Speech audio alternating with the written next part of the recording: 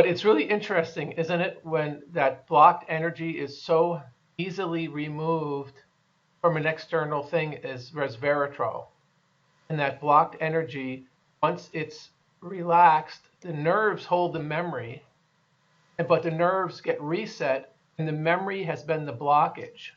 And if you, this is my thoughts, I think about it, it makes so much sense. And that's how the mind, our minds are, our minds are pretty interesting things, but they have been compromised by conditions we grew up in so that they're crazy.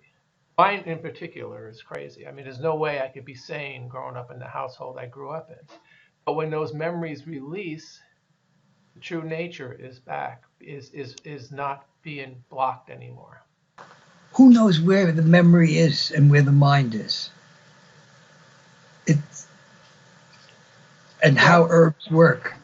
And I woke up, this is how I woke up 2 nights ago. I was so grateful. I actually, and you were there. I've been so grateful to know you. I'm so grateful for Dr. Gordon. So grateful for Samantha. So grateful. I was so grateful. I was just leaking out everywhere. And then I realized something because Sam, she talks about that, she gets so sick that she might not make it, right? But it doesn't matter. I'm just grateful to have known her. I'm not going to look at it at the dark side. I'm just grateful to have known her. And I'm great. We got so lucky. God, Bodhicitta, I've been so lucky in this life from the people I know. God, can you imagine Bodhicitta? He knew Bhagwan. I mean, holy fuck, right? Yeah. I the gratitude just burst. It just boom right out here, and I was laughing, and I couldn't stop, and I was going like this to try to stop laughing, but I couldn't. So why do I feel this beautiful expansion when you make that gesture? I feel in my Bodhicitta, you and I, we know each other from before. I told Sam, I said, watch, Bodhicitta's just going to fly into this. And we didn't say anything. We just waited. You put the TED screen on. And because I'm not that imaginative to create a placebo event, right? It has to be an actual event. And then right away you got it. And we're waiting to see what you do with this because of the access you have to so many people. And this is such a cheap solution. It's $19. It just takes, when my mind stopped in Vipassana in Pune the first time I was there, when my mind stopped, it's like all my nerves just chilled. But then I was so brought back to the mind. And how did that happen? I know how it happened. I had to survive. And so I got so locked into this loop. 5 minutes after I put it on, I don't give a shit. A quick practical question. I've had some patients with migraine. Yes. How do you apply it for migraine as opposed to for memories? Okay, the trigger for the migraine for here was right here for me. So you'll have to find what your trigger is. Some people have headaches here. And you know more about this than I do. I know there's 12 cranial nerves. When I went after the auricular, trigeminal, and the vagus, and for me, that broke the inflammation cycle. That broke the memory. How often do you apply it there? Oh shit, man! Coming on, or I carried the tube in my pocket. Pocket, and I'm sitting there. I'm going out and doing the appraisal. I was putting it on like this because I felt the trigger come in. With me, I could feel the little information, but now I use it here maybe but a few times a month. But after I got that flu shot, fuck, I'm back to every day again, right? And so the inflammation triggers, I stop it right away. The nerve will release. You just have to be really consistent. The fascinating thing you just said, that after you got the flu shot, you went backwards. So did Sam. That the body is so much more a set of integrated systems than it is isolated organs. True. And actually, that's true. That the flu shot somehow triggers something in the entire immune system, yep, which reverberates especially the immune, but it also triggers the nervous system. The relationship between the immune and the nervous system is much closer than than the anatomists would leave us to believe. And I agree. Yeah. I remember I read something once, and Samantha told me about it, that the people who study the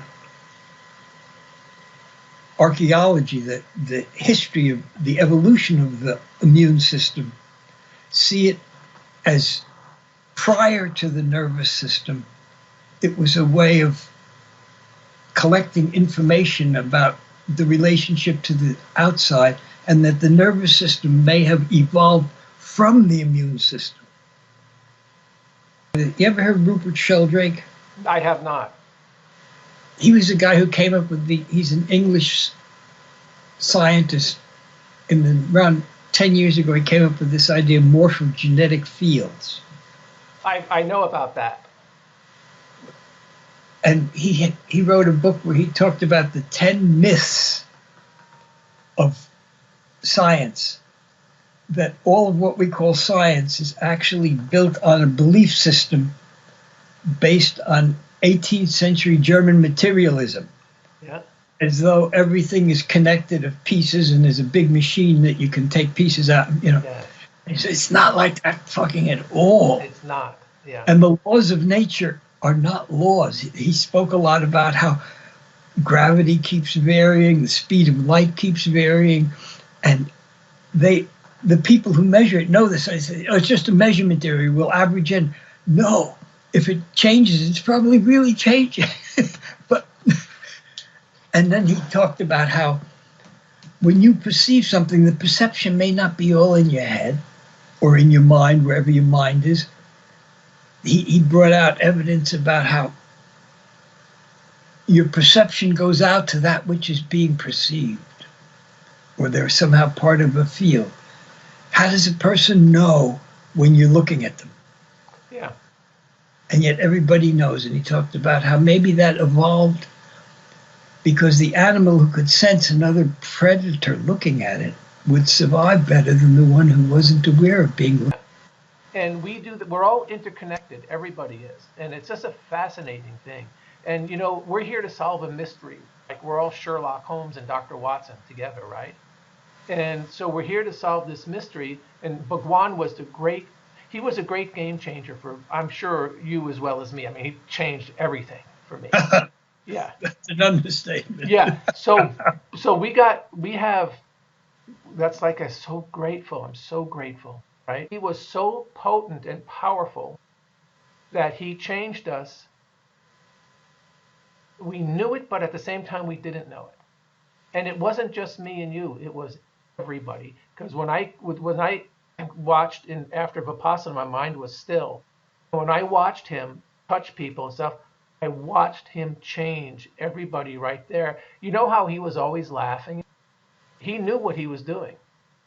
Sure. Discourses in Buddha Hall, I watched him in his discourses, and I watched him change people. And part of them knew it, but the greater part of them didn't know it. He was doing. He's really an interesting character. I really like the dude.